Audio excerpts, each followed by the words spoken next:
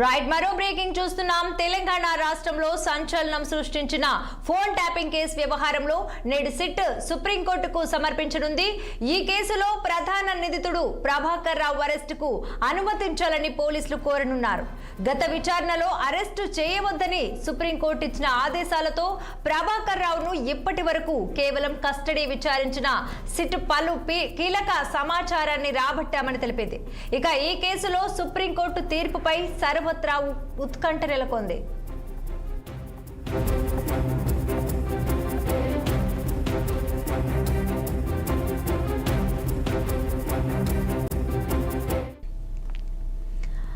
తెలంగాణ రాష్ట్రంలో సంచలనం సృష్టించిన ఫోన్ ట్యాపింగ్ కేసు వ్యవహారంలో నేడు సిట్ సుప్రీంకోర్టుకు సమర్పించనుంది.